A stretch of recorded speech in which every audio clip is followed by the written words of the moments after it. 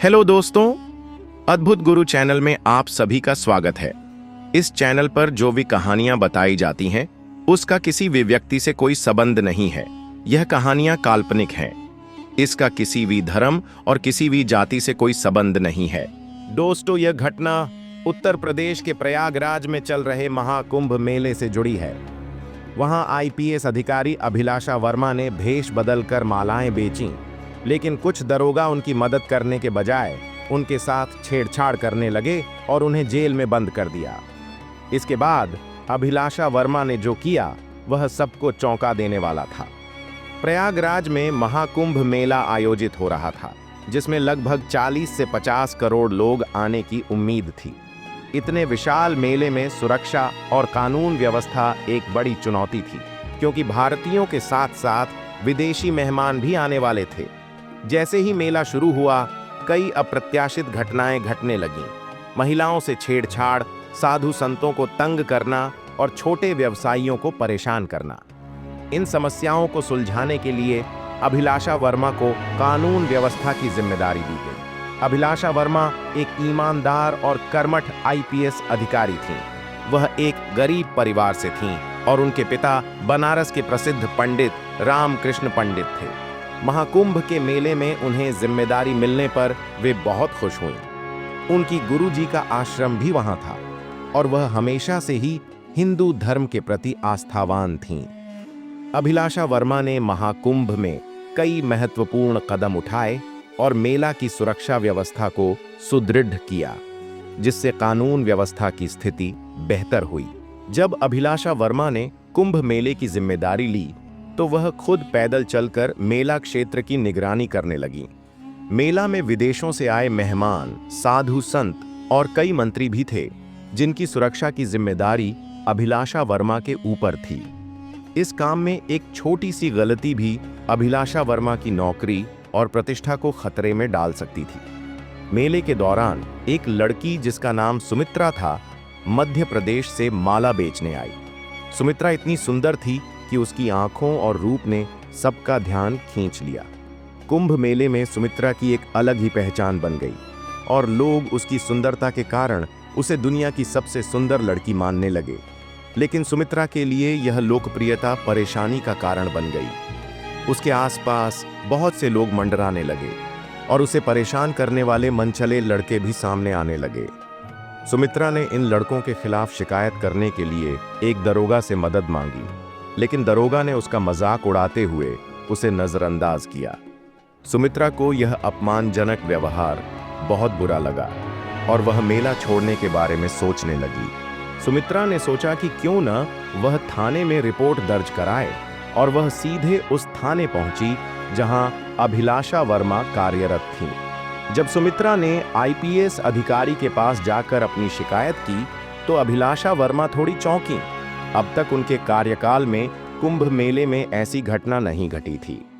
अभिलाषा वर्मा ने सुमित्रा को साथ लिया और मेला क्षेत्र में जाकर लड़कों और दरोगा को ढूंढने की कोशिश की, लेकिन कुंभ मेले में इतने लोग थे कि उन्हें ढूंढना मुश्किल था। अभिलाषा ने सुमित्रा को दिलासा देते हुए कहा कि अगर वह लड़के या दरोगा फिर से दिखाई दें, तो वह सीधे उनके पास आकर शिकायत करे। उन्होंने सुमित्रा को अपना नंबर भी दिया और कहा कि वह उसे फोन कर सकती है। इससे सुमित्रा को राहत मिली कि अब उसे आईपीएस साहिबा का पूरा समर्थन मिलेगा।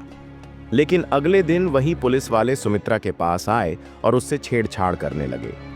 जब सुमित्रा ने उनसे अपनी शिकायत की, तो वे उसे और भी तंग करने लगे, ये कहते हुए कि उनके पास और भी महत्वपूर्ण काम है। सुमित्रा को यह देख बहुत दुख हुआ। उसने सोचा कि ये जो कानून के रक्षक हैं, वही उसे डराने और धमकाने का काम कर रहे हैं। तभी उसे याद आया कि अभिलाषा वर्मा ने उसे अपना नंबर दिया था।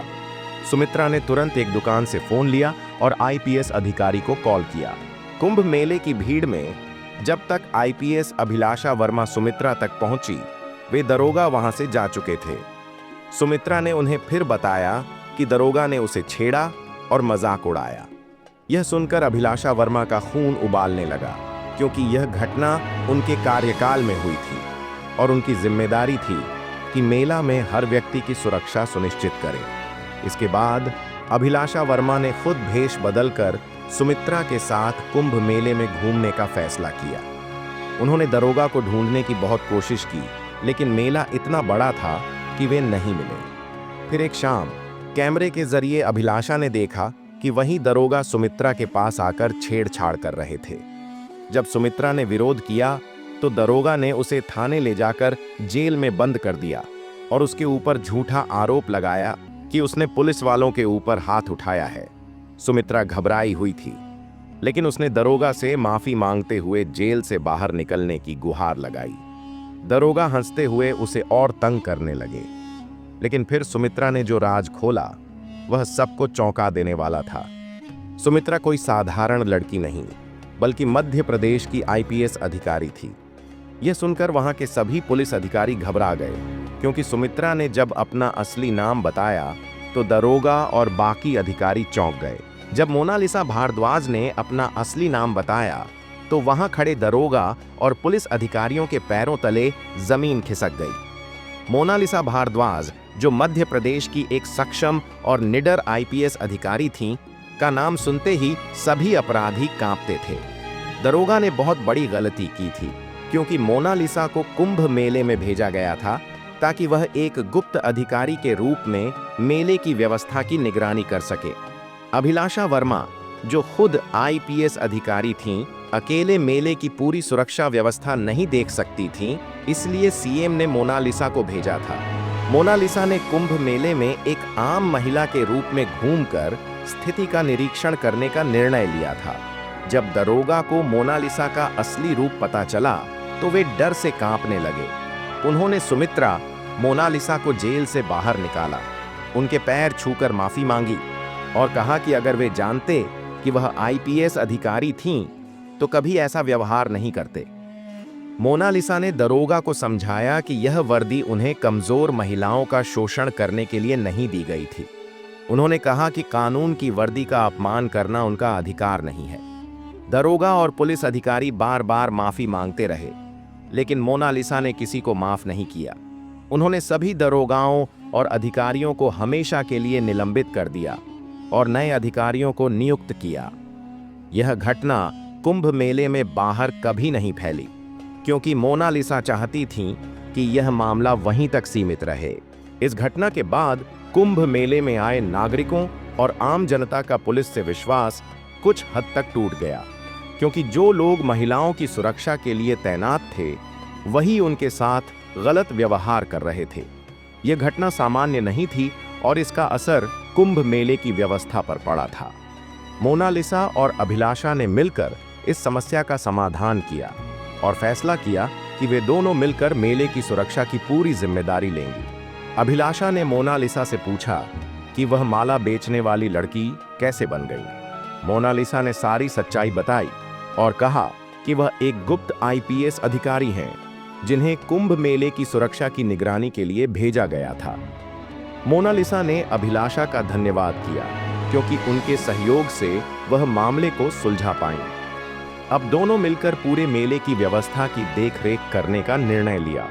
उन्होंने सभी पुलिस वालों को आदेश दिया कि अगर किसी भी महिला या व्यक्ति के साथ कोई दुर्व्यवहार या अपराध होता है तो पुलिस को तुरंत कार्रवाई करनी चाहिए और दोषियों को गिरफ्तार कर जेल भेज देना चाहिए। इस प्रकार यह घटना गुप्त रूप से सुलझाई गई और इसके बारे में किसी को भी जानकारी नहीं हुई। फिर अभिलाषा ने मोनालिसा से उनके आईपीएस बनने की कहानी पूछी।